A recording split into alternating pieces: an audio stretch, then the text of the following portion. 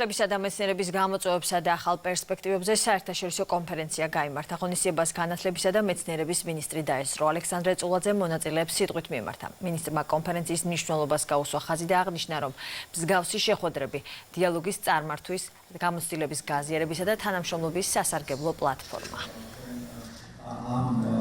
უმაღლესი განათლებისა და მეცნიერების მიმართულებით საერთაშორისო კონფერენციების მასპინძლობა, რა თქმა უნდა, ძალიან მნიშვნელოვანია ჩვენი ქვეყნისთვის.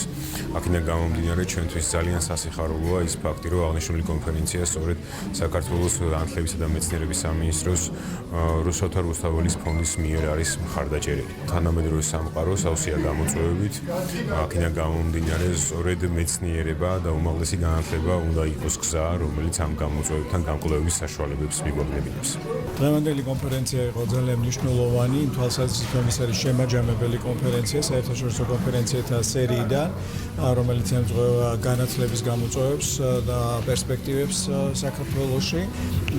ამ მისი მნიშვნელობა და დიდი სახელმწიფოებრივი და საზოგადოებრივი მნიშვნელობა განისაზღვრება იმით, რომ განათლების სექტორი არის ერთ-ერთი ყველაზე მნიშვნელოვანი სექტორი ამ სახელმწიფოს და ამ ქვეყნის მდგრადი განვითარებისათვის.